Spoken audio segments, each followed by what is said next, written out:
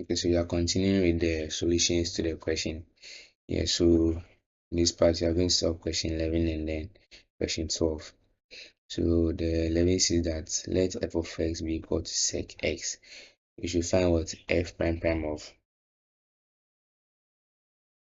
sec x, which is what the second derivative of what f of x. So how are you going to do this?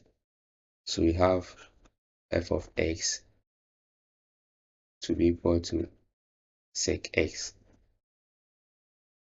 Okay, f of x equals sec x. So you have to find the second derivative. So before you find the second derivative, let's first find the first derivative. So the first derivative, that will be f prime of x will be equal to sec x tan x. That will be sec x tan x. This is the first derivative. Okay. Okay. So now that we found for the first derivative, let's go ahead and find for the second derivative also. So that will be f prime prime of x. So you are going to apply product rule here because you know you have sec x and then tan x here. So let's see how you are going to do that. Okay, so first of all, I'll find the derivative of sec x and then I'll maintain tan x. So the derivative of sec x is sec x tan x. Okay, and then I'm going to multiply by this tan x here. So that's times tan x times tan x. Okay, then plus, then now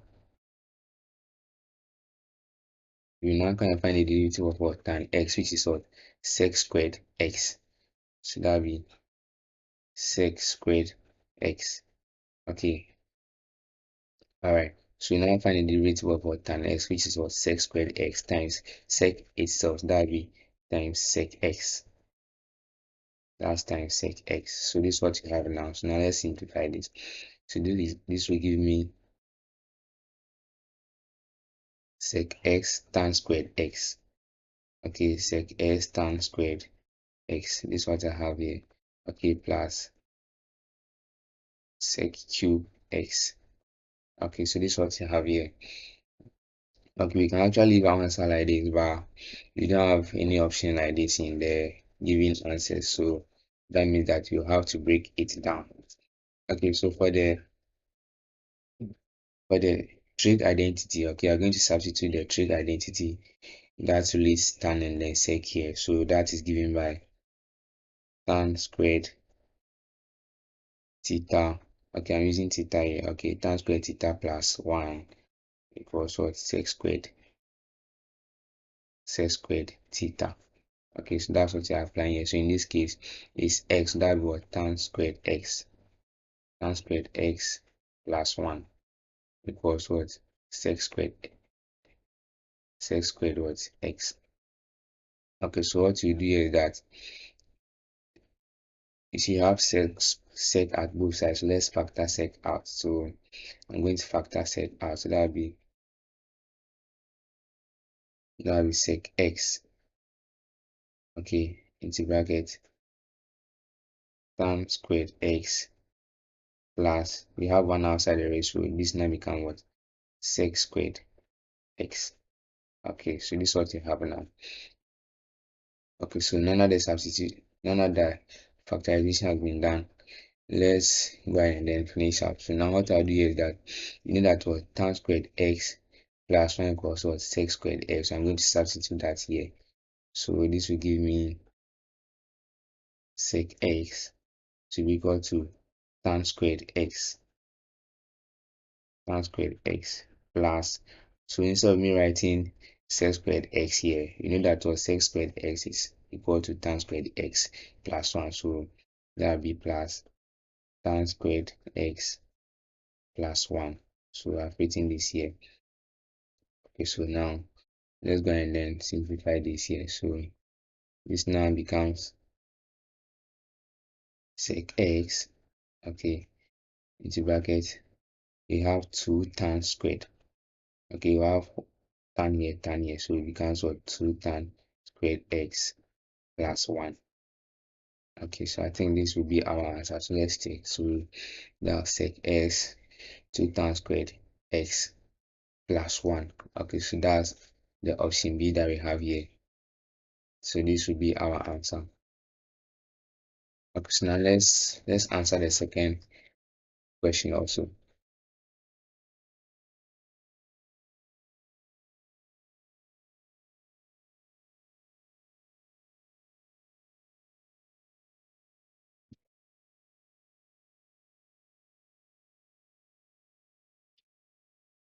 Okay, so the second question also says that what f of x equals cosine inverse of what x. We should find the first derivative of what the expression f of x here. Okay, so we have f of x to be equal to cos inverse of what x. Okay, so you have to find what the first derivative of what f of x. Okay, so what I will do here is that I'm going to write f of x as y. Okay, because f of x is the same as what y. Okay, so if you don't want to write f of x, you can write y here. So this can become y equals what cos inverse of x.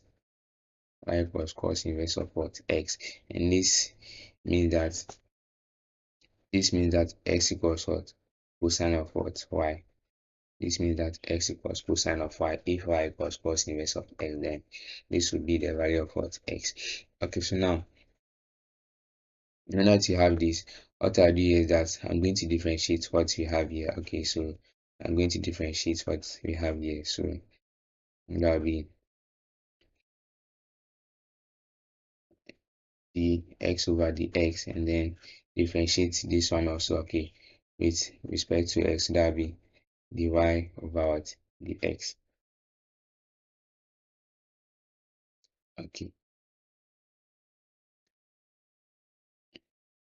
that's d over the x. Okay, so that's what you are doing now. So now when I find the derivative of x, that'll give me 1. And then when I find the derivative of cosine of y, that'll give me minus sine of y dy dx. Minus sine of y dy dx. Okay, so anytime you differentiate a term that has y in it, you have to bring dy dx. Okay, alright, so this now becomes 1 equals minus sine of y dy dx. Okay, so let's make dy dx the subject. So dy over the x will be equal to minus 1 over sine of y, minus 1 over our sine of y. Okay, so this is what you have here, but you don't have any option like this in the solution, so there's something that we still have to do here. Okay, so now let's look at this. On the trig identity here, we know that what cos squared theta plus sine squared. Okay, I didn't have to clean that. Let me bring down back. Okay, so now let me come in this one also. This one like that. So we know that what cos squared theta plus sine squared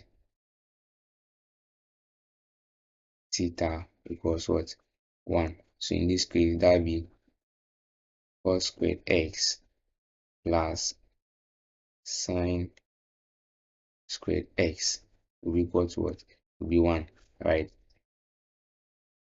So in this case that will be cos squared y plus sine squared y. This should be equal to what 1. Okay, so now I'm going to make sine y the subject. Okay, so that will be sine squared y will be equal to 1 minus what cos squared y, right? Okay, so now I want to make sine y the subject, so that will be equal to sine of y will be equal to the square root of what 1 minus cos squared y. Okay, so that's sine y here. So I can come and substitute here this value here. But before you do that, let's look at what you have here. We said what? We said x equals what? Cosine of y. Okay, that's what you have here from the beginning. We said you should let x to be cosine of y since y equals what? Cos inverse of what? X. So instead of rewriting cosine of y here, I'm coming to you will substitute x here. So this now becomes the root of 1 minus what? X squared, because x equals what? Cosine of y, and here we have what? Cosine of what? Y squared. So it becomes what? 1 minus what? S squared. That's the square root of 1 minus S squared. So now this value equals what? Sine y. So you can come and substitute that one here. So this now becomes minus 1 divided by what? The square root of 1 minus x squared. So this now becomes our answer. Continue with the questions here. So in this question, you have to find g prime at 3. That's the first derivative of the function at 3. If g of x is given to be x times 2 to the power h of x, where h of 3 is given to be negative 2, and then h prime of 3 is given to be 5. So we have to find what? The first derivative of the function at the point 3. Okay, so what you are going to apply here is that to find the derivative of an exponent, okay, that's to find the derivative of an exponent. This is the general formula we are going to use here. So that's for d over dx, okay, of a function of the form d over ds of a function of the form a to the power x. Okay, so this will become a to the power x. Okay, this will become a to the power x times the first derivative of the expression, which is times x prime times x prime times x prime times the ln of what? A. Okay, so this is the formula that you are going to apply here. So let's look at what you have in here. So first of all, you have g of x. You have g of x equal to x times 2 to the power of h of x here. Okay, so you see that what you have two different terms. You have this x and then multiplying this 2 to the power h of x here. So what you're actually going to do is that you are going to apply the product rule here. Okay, so g prime of x will be equal to, first of all, you are going to maintain 1. So I'll differentiate x and then maintain 2 to the power h of x. So that will be the derivative of x will be 1. So that will be 1 times 2 to the power h of x. Okay, then plus, then here I'll maintain x. So that will be x times the derivative of 2 to the power h of x. That will be times, they are applying here. Okay, so that will be 2 to the power h of x. Okay, times the first derivative of what? What's on top here? So that will be times what? H prime of what? X. Okay, times h prime of x times what? The ln of what? A. In this case, a here is what?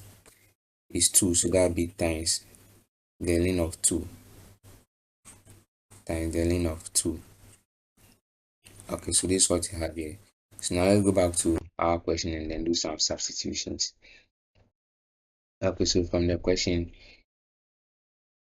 the first derivative of the function at 3, that's what you be asked to find. So now let's substitute the value of 3 everywhere we see x there. So that will be 2 to the power h of 3 plus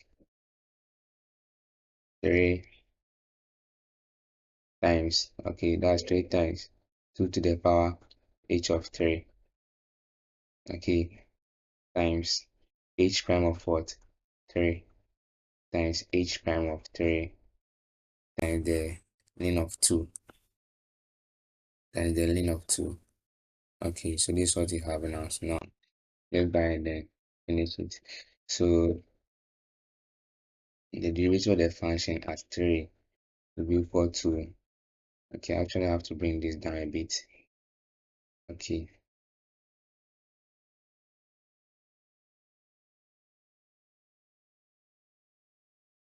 in this side rather.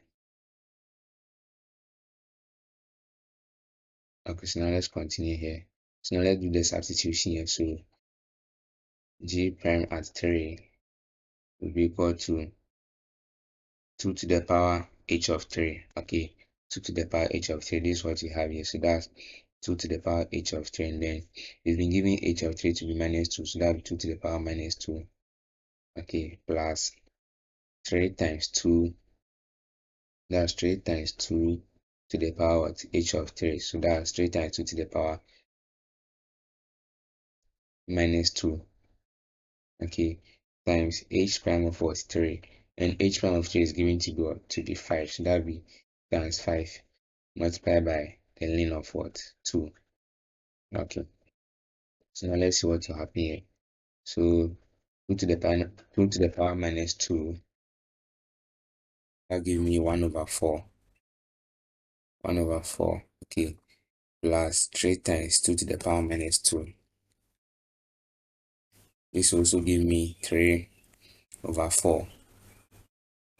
3 over 4 times 5 multiplied by what? The length of what? 2.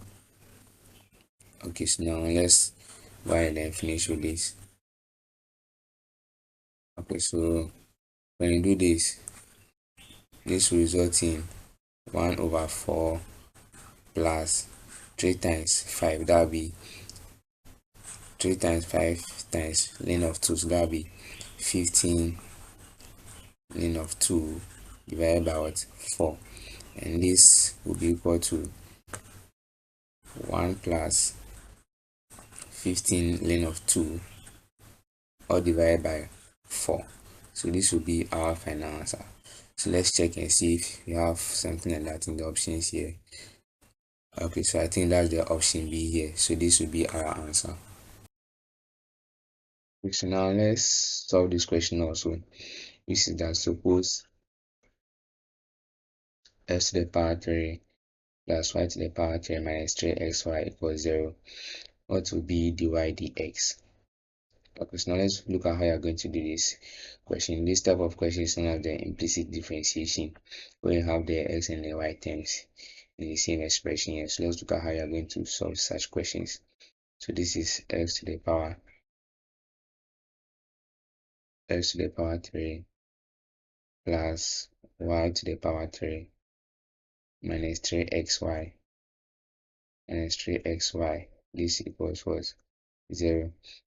So we have to find a derivative of this. So we are going to find a derivative of this with respect to x.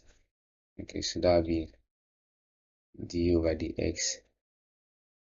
Okay, d over dx. Okay, so this is what I have now. So let's find the derivative of each one of these. So the derivative of x to the power 3 will be 3x squared. This will be 3x squared. 3x squared. Okay, but the derivative of y to the power 3, which will also be 3y squared dy dx. Anytime differentiate a term that has y in it, you have to multiply by dy dx. Okay, minus the derivative of what you have here. So let's look at that one too. So what you have here is actually 3x multiplying y. So you are going to apply the product rule here. So first of all, I'll find the derivative of 3x, then I'll keep y here. Okay, so that'll be the derivative of 3x will be 3 then times what? Y. Okay, then now I can't find the derivative of y here, so it will be 1 times dy over what? Dx. Then multiply by 3x, so that will be times 3x. Okay, so this should all give me the derivative of 0, which is what? A constant, so it will also be what? 0. Okay, so now let's continue. So from here, let's simplify what we actually got here. So that will be 3x squared plus 3y squared dy dx. Sorry, dy dx. Okay, all this minus 3y minus 3y. Okay, minus 3x dy dx. Okay, dy dx. Okay, so this should be equal to 0. Alright, so now our main concern here is to make dy over dx the subgrid. That's our main concern here. Okay, so now let's look at how you're going to do that. So I'm going to take the terms with dy dx to the right side. So this now becomes 3x squared minus 3y will be equal to 3x dy over dx minus 3y squared minus 3y squared dy over dx dy over what? Dx. Okay, so this is what I have now. So now let's go ahead and simplify this. So from here, I'll make we have dy over dx common to both of these. So now let's factor that one out. So this now becomes 3x squared minus 3y. Okay, this will be equal to dy over dx multiplying 3x minus what? 3y squared.